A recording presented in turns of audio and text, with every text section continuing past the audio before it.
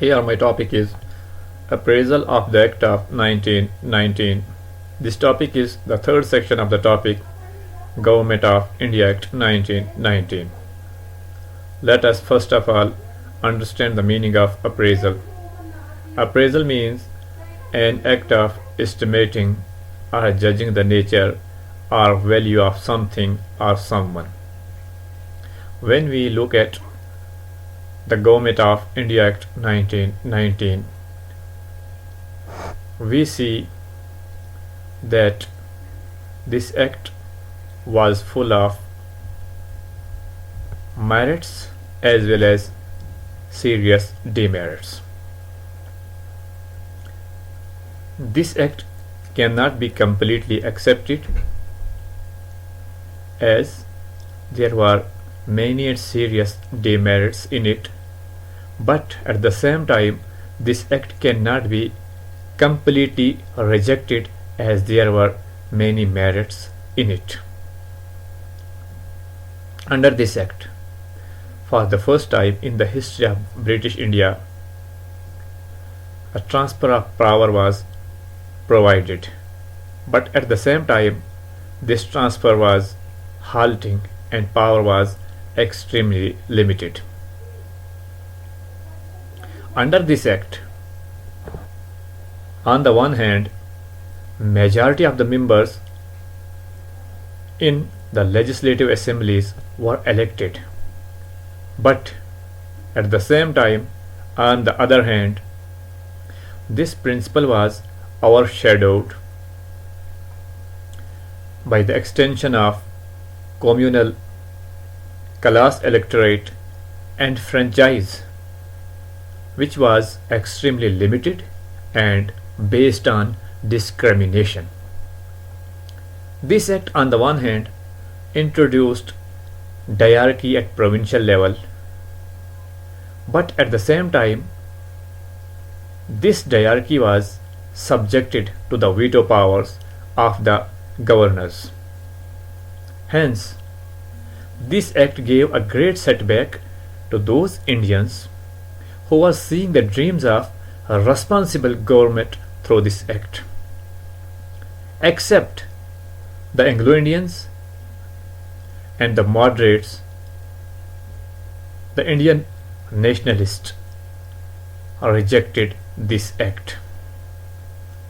The following points will show why the Indians criticized, rejected and objected this act. Following are some of the demerits of this act. This act failed to establish even a partial responsible government at center. Under this act, 3 Indians were included in Governor General's Executive Council, but these members were in minority and at the same time they were given less important departments. All the members of Executive Council were appointed by the Governor General and they were responsible towards him and they held their office during his pleasure. The Governor General in his turn was responsible for his action towards the British Parliament and not to the Indian legislative body. So all this shows that this act failed to establish even a partial responsible government at center, and this act did not make any change in the autocratic character of the government, and this made it unacceptable among the Indians. Then another serious defect of this act was the retention and extension of communal electorate. Communal electorate, as we know, was introduced under the Act of 1909 when only Muslims were given separate representation. Here in this act, this separate representation was not only retained but it was further extended to other communities as well. Now the Sikhs, Anglo-Indians, Europeans, Indian Christians were given separate representation much disliking to the Indian nationalists. The Indians were demanding that uh, franchise should be given on the basis of equality and to the entire population. So they regarded this a great mockery to their demands, and they rejected uh, this feature. Then another defect of this act was the limited and discriminatory franchise. Under this act, franchise was extended, but still it was limited to a small section of Indians. This franchise was based on discrimination.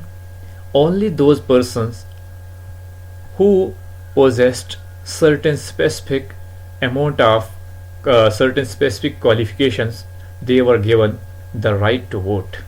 For example, a person who was able to pay a tax, or a person who was a senator of a university, or who he had some past experience of some legislative councils, etc. These were the qualifications which, if a person possessed, was given the right to vote. And this was against the basic principle of democracy, because right to vote, franchise, is the basic principle of democracy, and the same principle was denied to the Indians. So Indian nationalists rejected this act. Then under this act, another defect of this act was that the powers of the assemblies were increased, but in reality it was an eyewash. The Indian legislative, the central legislature and the provincial legislatures were supposed to enjoy a wide range of powers, but in reality it was not so. The legislature had the power to make laws for entire country, amend or repeal any existing law.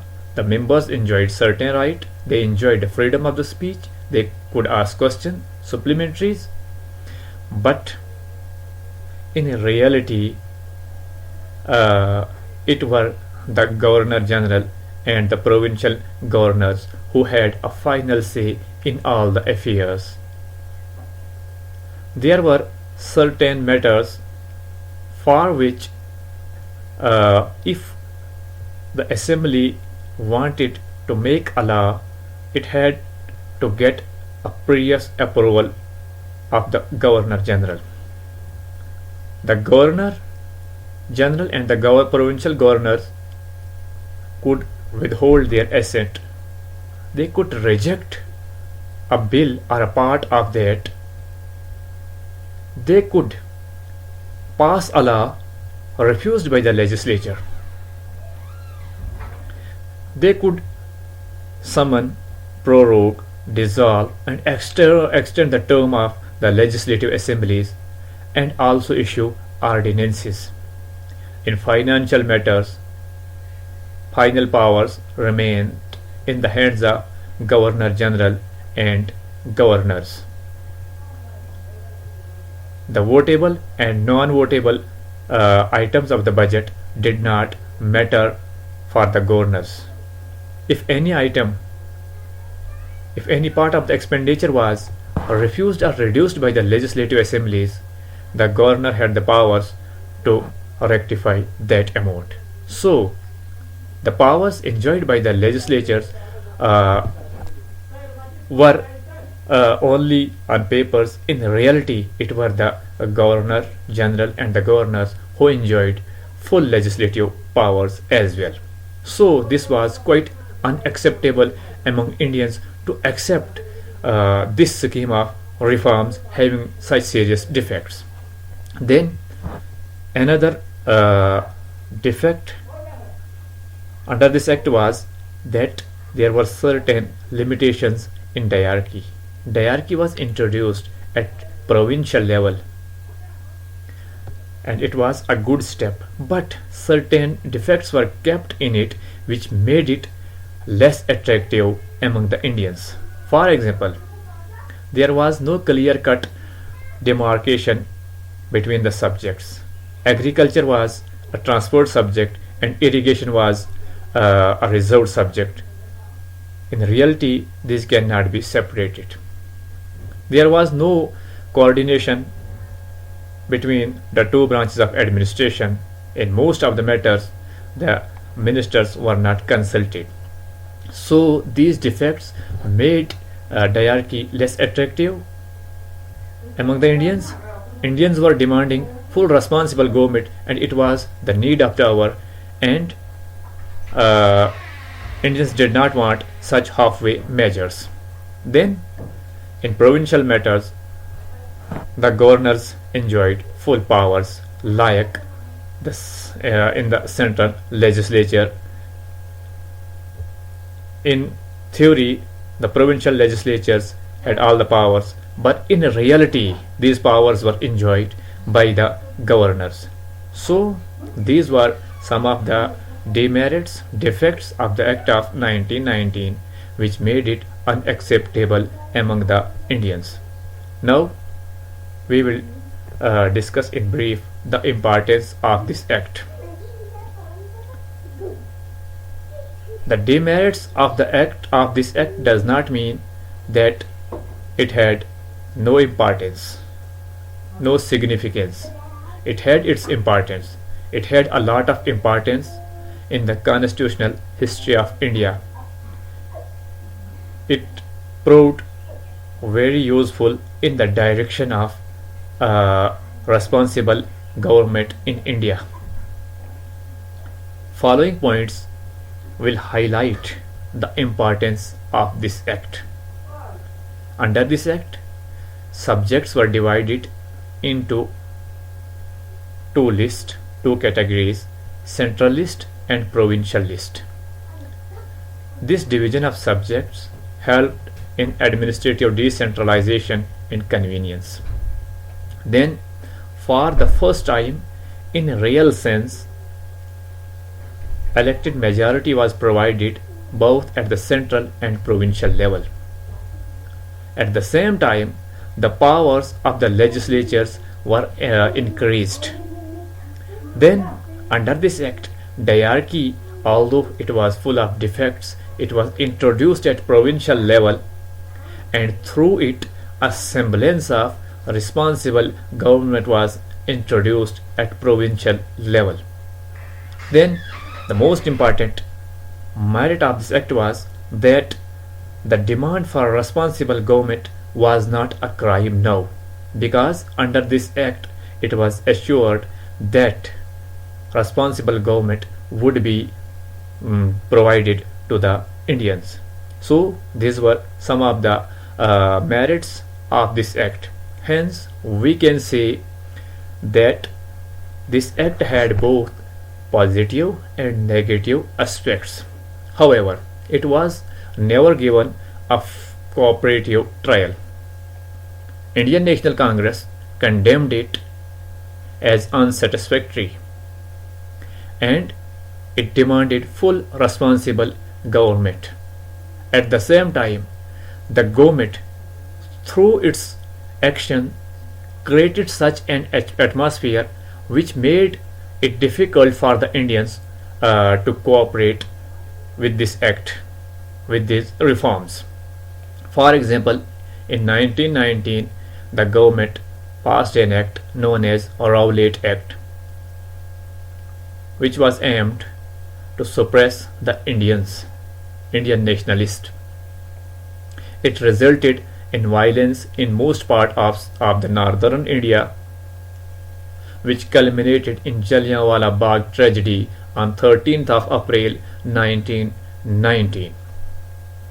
This gave a great shock to the entire nation, and Indian National Congress decided to boycott the elections held under this act in 1920. And by the end of 1920, it launched a movement known as Non-Cooperation Movement against the government. After the decline of non-cooperation movement in 1923, a party known as Swaraj Party was formed, and it decided to participate in the elections held under this act on the behalf of the Congress. In 1930, Indian National Congress launched another movement known as Civil Disobedience Movement, which continued till 1934. Ultimately, in 1935, the Government of India passed another act known as Government of India Act 1935, which paved the way for the participation of the Indians in the governance of their country. Thank you.